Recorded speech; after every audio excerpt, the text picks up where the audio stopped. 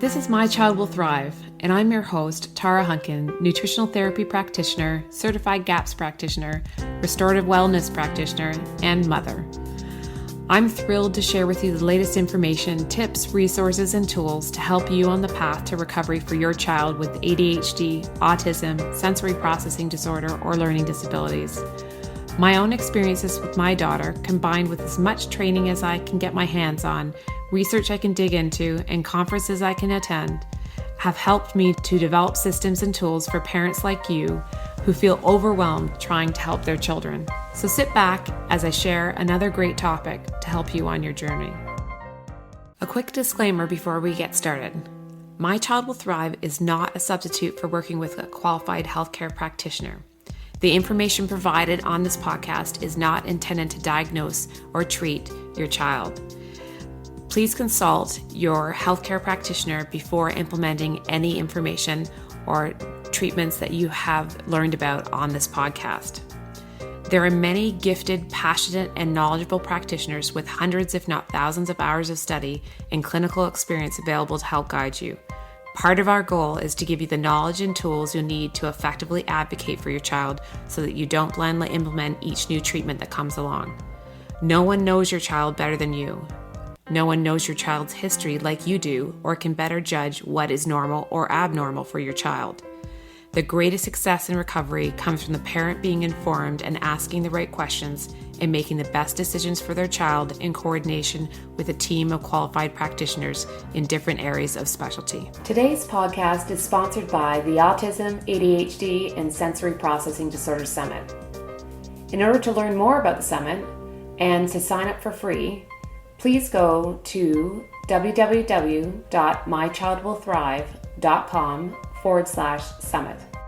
Hi, everyone. I want to welcome you back to the My Child Will Thrive podcast. I am very grateful to have with me today author, and I'm going to say author first today, and she has written Thriving with ADHD, a guide to naturally raising too, and reducing ADHD symptoms in your child.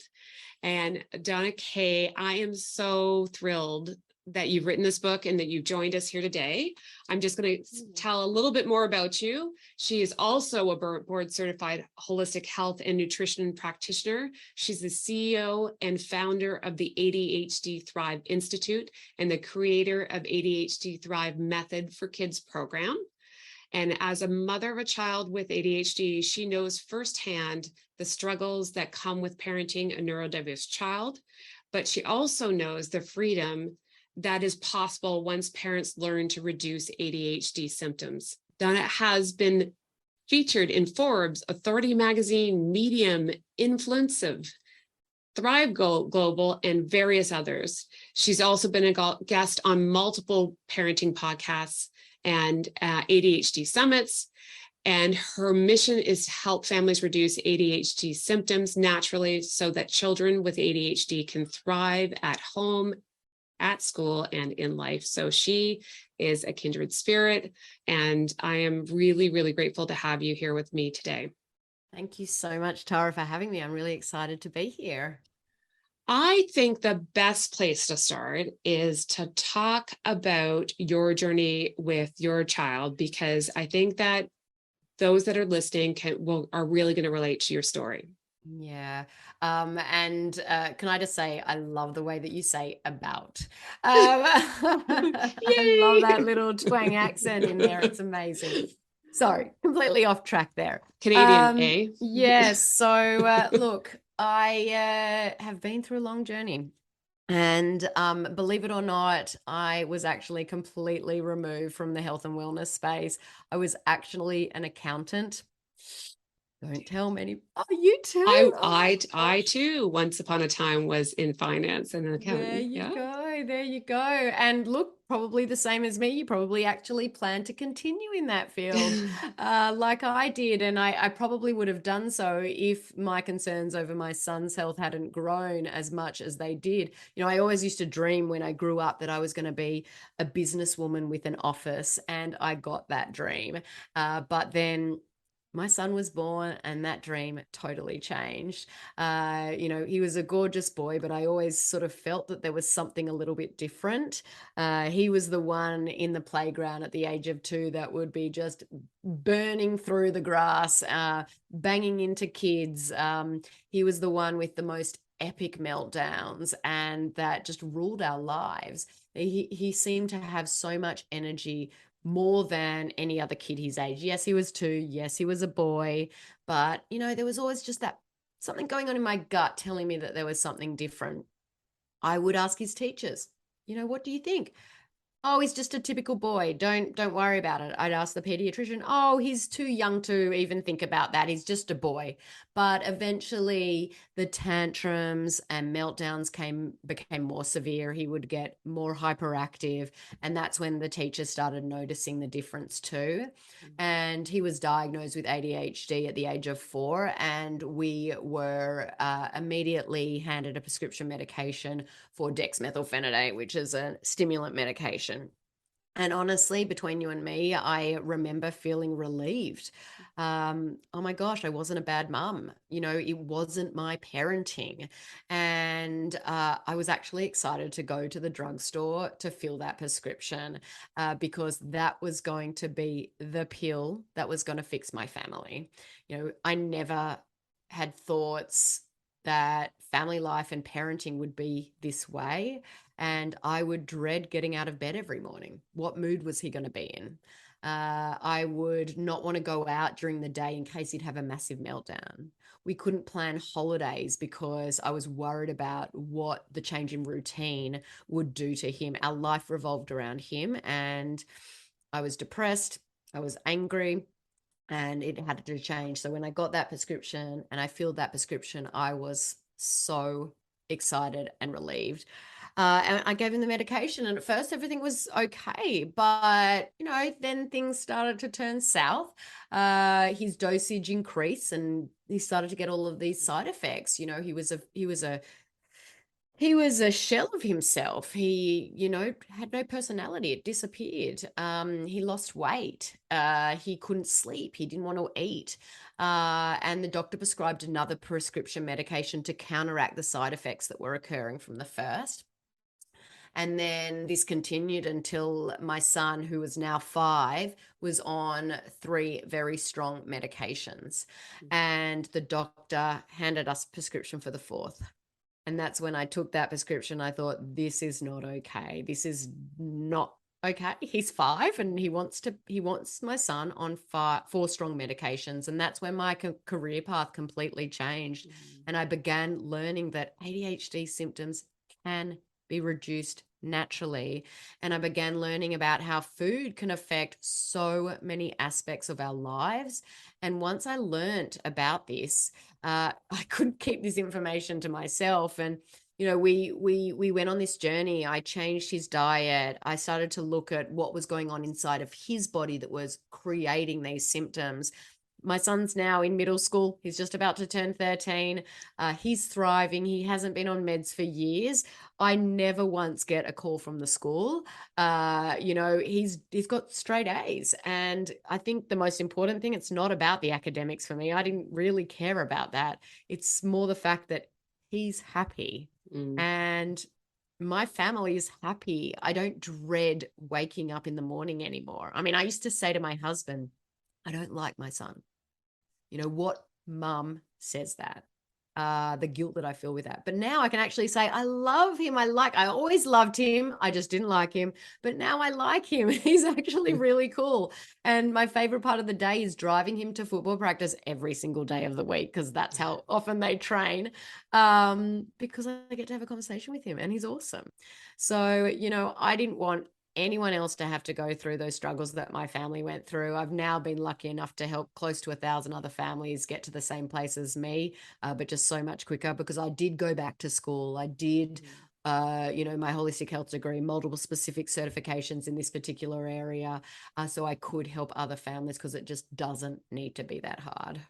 Yeah, it's so great that you have taken the time to then share this with so many. So 1,000 families, like that is a massive, massive impact. Yeah. And because it is not just those families, it's like you said, it's like everybody within those families and adjacent to those families in terms of how we interact. And so that is such a huge accomplishment. And I'm so glad that you chose to do what you're doing and share beyond just your own family, because it is so important, which is why you and I are both here, because it is frustrating to realize that still, I mean, my daughter is now 18 and graduated from high school.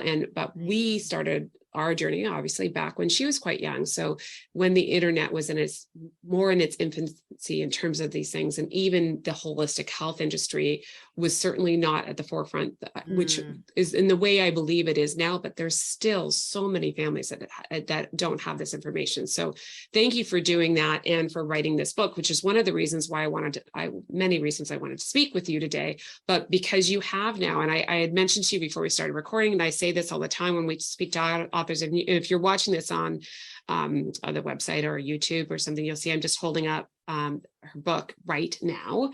And the reason why I wanted to talk to you is that because you have created this book, and I was saying to you that one of the very first things I did when I started the My Child Will Thrive website was write an article on why I believe that books over blogs are the way to go, which is, there's irony obviously in that, because I was writing a blog post, but it's because the path to having completeness and answers, the internet is fabulous to help you start to get ideas and start to pull things together and to get that last minute current information. But there are great books like yours out there that give people a complete picture of what's going on. And in your case too, an actions oriented step-by-step process, which is so incredibly helpful. So someone can pick up your book and read all about it, but also take action on it at the same time so they can get the results that you did with your child as well. So why don't you tell me, I mean, this is why I'm glad you have this book and you created the book, but what was your motivation to take the time and energy to put into a book? Yeah, no, that's a really good question. And, it's a couple of reasons. And one of them was years ago, I wanted a book on ADHD that would clearly spell out exactly what I needed to do to support my son with ADHD naturally, but I could never find it. And I was constantly Googling for something, just anything that might actually help us get some relief from my son's challenging behaviors. And when I was looking for that book years ago, I struck out like over and over again. There was no book out there that gave me the information I needed in a way that I could actually understand it and implement it effectively. And there's this novelist, Toni Morrison. He had this quote that he said, if you find a book you really want to read, but it hasn't been written yet, then you must write it. So that's what I did. And I still can hardly believe that I am saying that it's an international bestseller in multiple categories, including children's health. I've been an author in a chapter in another book, but this is my first book, and it is, the feedback that I've had has been amazing. It's my life's work. It's the guide that I needed when I started this journey with my son, but couldn't find. And it is really different from other books out there because I am not only a practitioner, but I'm also a mum who gets it. And so that's why I did it. But also I know that I'm not going to be able to help as many families as needs help out there. And so with this book, it allows to touch so many more lives. And even if I just touch one life, that life is going to touch another life, and it's going to be this domino effect out there in the world. So that's the reason that I wrote it. And I'm so glad that it's out there and getting the feedback that I'm getting. Yeah, no, and like I said, I'm very grateful that you've done that. Let's talk, there's so much information in here, but one of the things that I wanted to highlight today is talking about those underlying stressors in ADHD. So you go into that and many other things in here, but what do you think are the guiding or the main underlying stressors that can be addressed naturally in the ADHD? Yeah, look, and there can be multiple underlying stresses, and I actually like to talk about underlying stresses kind of like as a bucket because when I say a big part is obviously diet. I talk very much about a low inflammatory diet, and I actually held a live masterclass last night. Probably not last night when this goes live, but one of the questions I got asked is, well, why would some people be sensitive to gluten and dairy but not others? And I like to look at it as a bucket. And so we're all born with this metaphorical bucket, and the goal is for us to keep the load on that bucket low. Okay, we want to keep low toxins in our life. We want to keep everything low, inflammation in our body low. But when we're born, some kids actually already have stuff in their bucket, bad stuff in their bucket. Like my son, for example, he was born, he was induced early at 38 weeks because they were worried about the growth of him. And so immediately put on medication. He went into the NICU. He was on CPAP machine. He wasn't breastfed straight away. And so his bucket already started to have this stuff in it, this bad stuff in it. And then over time, his bucket started to fill up even more. Now, we all have genes, and some of those genes are compromised. Some of us are able to empty our bucket out of our body, on regular occurrences, which is what we want to do. We want to keep it low.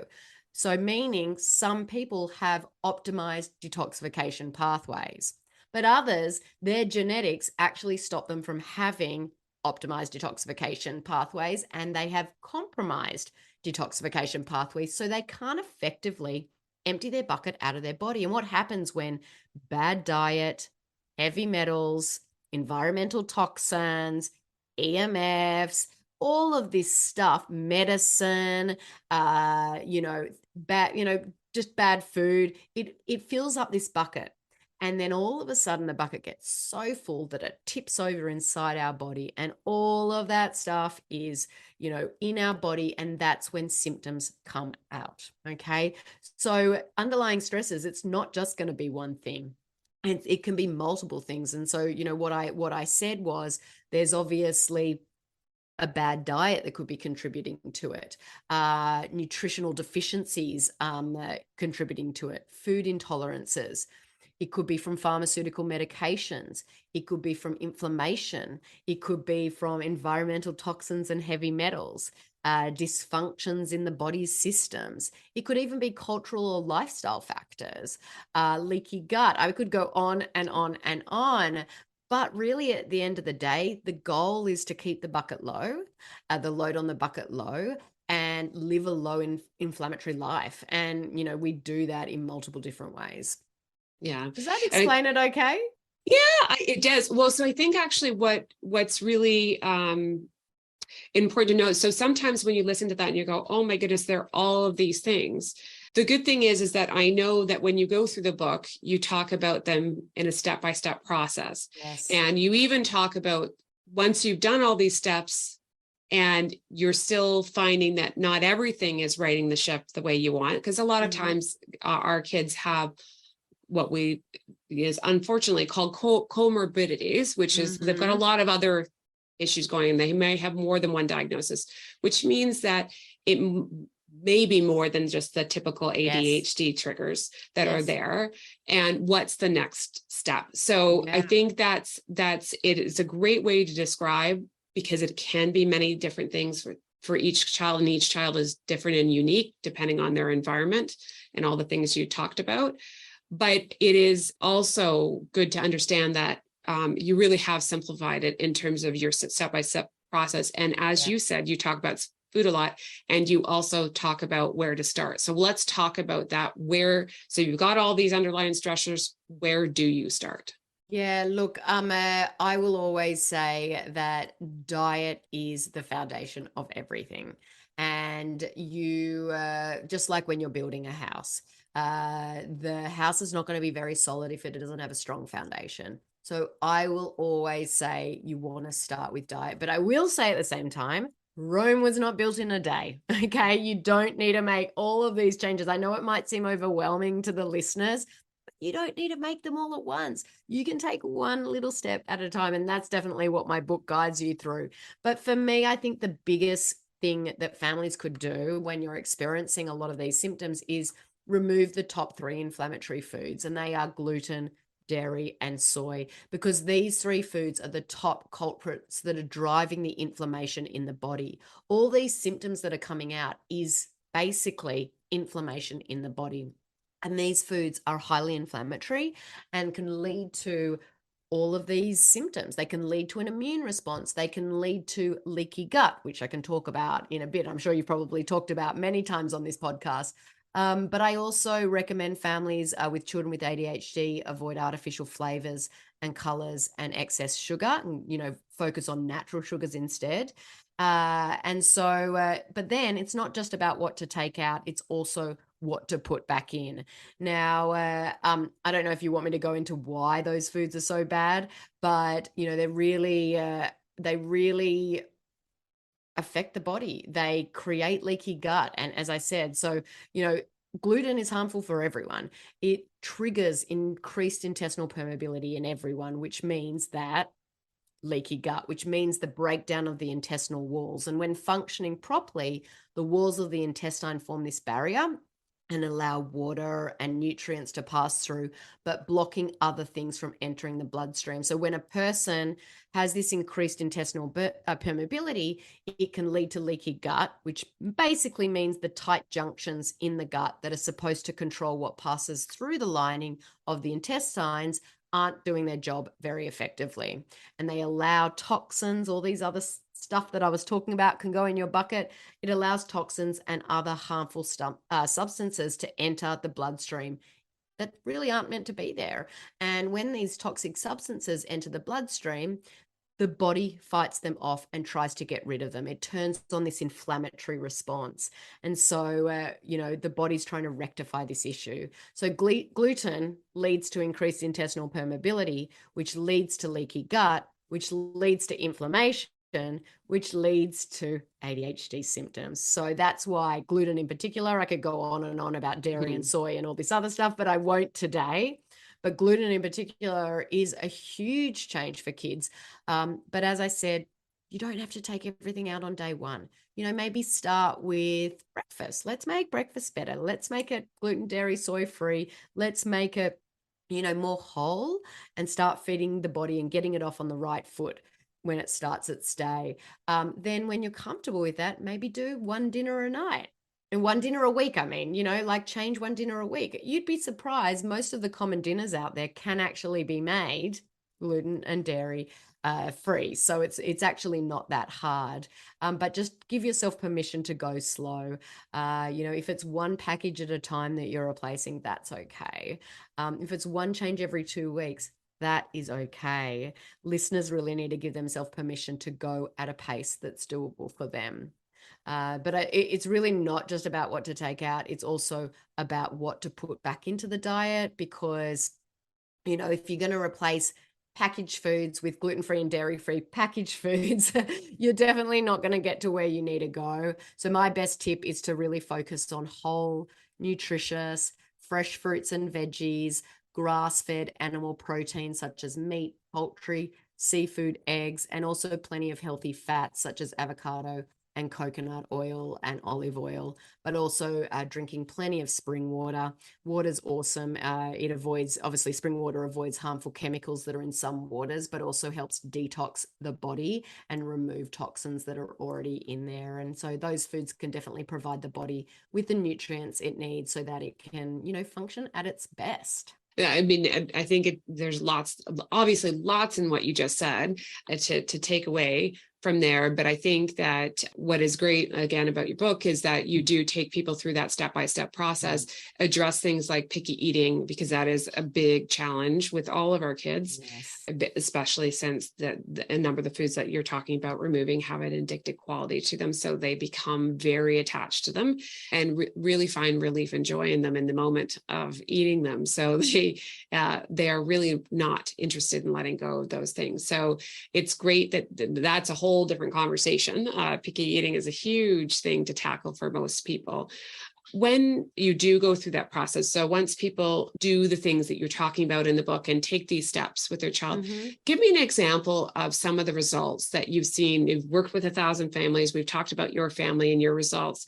Is there a particular story of a family that really sticks out in your mind that you could share with everybody to tell them what can happen? I have got so many stories and I am just amazed every single time. I actually honestly get tears in my eyes almost on a daily basis because, just to watch a family going from utter pain to just relief is just amazing to watch. And, when families remove those inflammatory foods from their child's diet and replace them with all the goodness, sometimes within couple of weeks, their child's a different kid. The tantrums start to weaken and be fewer and far between. Their palates start to open up, so that picky eating, starts to get easier. When they're trying all these new foods, they're able to sit still at school. They can focus better, manage their emotion.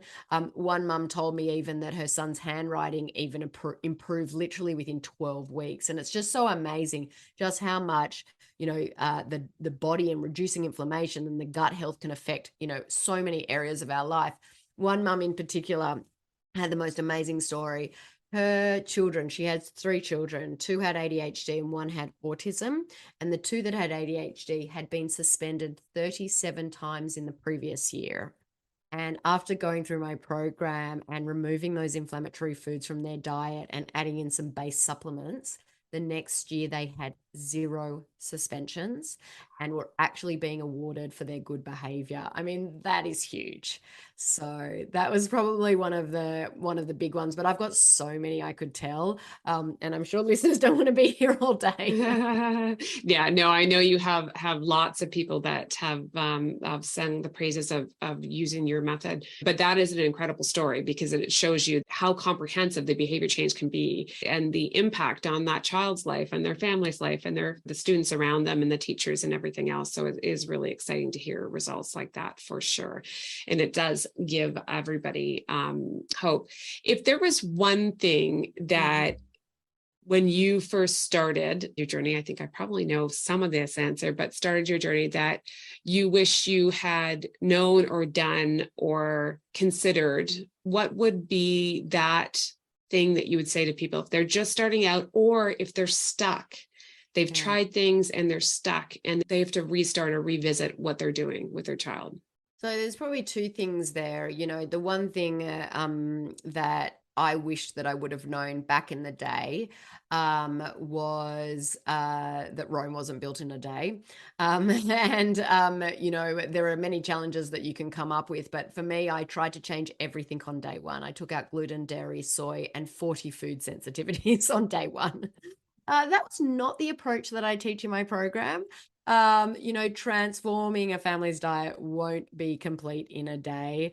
I had multiple panic attacks. And just like it was wrong. It's not a race, it's a marathon. It's okay to take it slowly and it's okay to take it one step at a time. And so you need to give yourself permission to take things slow. It is not a diet. It's not a phase. It's a permanent lifestyle change. And when it becomes part of your life, it becomes second nature. We don't even think about it anymore. We go out and eat out. We don't even think about it because we know that we're going to always be able to get food, that we're going to be able to eat. And changes don't seem as hard or overwhelming anymore. If someone's stuck, I would, they can be stuck at so many different stages in their journey. So it really does depend on what part of their journey that they're at. But I would say is take a step back and reset. Go back to the beginning and reset where you're at, and really take note and audit what you've been doing, okay? How long you've tried it. I've got lots of families that come to me, even being 3 years gluten and dairy free. And I actually do a test. We do functional lab testing as well, which we haven't really talked about today, but we did this test called the Wheat Zoomer. And it looks at over like about 30 to 40 different peptides inside gluten and wheat. This kid was red everywhere, meaning they weren't doing a gluten-free diet very effectively.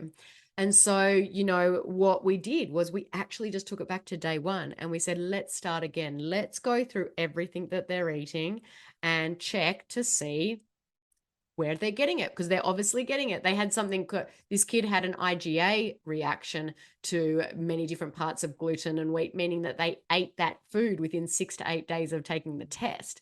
So it's not like that they were still reacting from years ago. It was like that kid is getting gluten on a daily basis. So, you know, just stop and go back to the basics, because sometimes you just need a reset. We need a reset as well. I've done it many times. We mid-pandemic, we sold our house because we were like, all of a sudden, you know, with the 2 kids at home, the husband at home, me at home, we're like, we need a bigger house. So we sold our house and we moved out a little bit further, but it took us 3 months to find a house, and we actually had to stay in a hotel for 3 months. And so our diet, it went a little bit off, and my kids were suffering from it. And so, you know, when we did eventually get our house, we did a full reset and went back to basics. But also find someone that can help you through that roadblock. Because, you know, I wish that I had found a practitioner back then that could have helped me the way that I help families. You know, there was no roadmap for me. What I teach in my program is that roadmap, that blueprint, that 3-step blueprint to, you know, reduce symptoms, restore all of the nutrients, and really renew the body and the mind and the family. And I didn't have that blueprint back in the day. And so it's finding someone that is particular for what your child's suffering with, whether it's ADHD or autism or sensory processing or things like that. So finding someone that can actually help you break through those obstacles and those barriers. I think all of those things are actually excellent advice. I kind of chuckle because I think maybe it's the finance mind where you got to do everything at once, because I did the same thing. Yeah. I always talk about the fact that because we did the GAPS diet, and that's an extreme decision, because it's a very, very different way of living from the way we were living at the time. Everybody's got a different personality. And I think that stepping in is probably the best for most people, and especially for most children. Yeah, because it's not just about the parents, it's about the children. You've got to take them on the journey as well. Yeah. And if you just throw them into it on day one, they are going to revolt. Yeah. And it depends on the ages, and it depends on all the different circumstances that you're dealing with. So I think that having that personalized and also more measured approach is a really great idea. You brought up testing, and I think that that's a really great that we got to cover that. I know you covered that in the book too, is that when is functional testing appropriate, because it is an additional cost, and you know, when you're stuck is a perfect time. If you haven't done some already, it's a great time to do that, because it really can be insightful for that as well. So, and to know that we all sometimes need a reset, and then going back to the basis, I talk about the exact same thing too, which is, so I love that about that, which is I call going back to your base camp of the basics things. Sometimes we need a breather. You just need to take a little bit of a break. I am so glad we've had an opportunity to have this conversation here today. I want to encourage everyone, there's links in the show notes so that you can find all the resources that are available over at the ADHD Thrive Institute. Correct? I said that correctly, yes. I'm hoping. Yes. And we also have a link to the book, Thriving with ADHD, a guide to naturally reducing ADHD symptoms in your child. You can find it at all the typical areas, but on Amazon, obviously, is probably the easiest for most people. And there's a link in the show notes, or you can just go over to Amazon and find it there. Yes. Thank you again so much for taking the time to joining with us today. Oh, actually, you also have a podcast. Do you want to just mention the name of the podcast as well, so that people can go and find your podcast as well? Yeah, it's called The Soaring Child, because every child should be able to soar just like any other child. And so, we launched that about 6 months ago now, and you know, it's going great. And I'm sure, you know, interviewing experts that can help kids with ADHD thrive naturally. Tara was my second guest on there. So, you should definitely go look up that. Yeah. So we'll make sure we have a link to that as well in the show notes. Again, thanks for being here with me today. And thanks. I hope we get to do this again in the future as things progress. Thanks so much, Tara. It was lots of fun. So that's a wrap. Thanks for joining me this week on My Child Will Thrive. I'm so passionate about giving you the tools and information you need to help your child recover.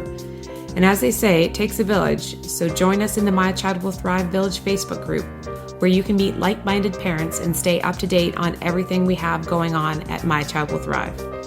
This is Tara Hunkin, and I'll catch you on the next podcast or over at mychildwillthrive.com.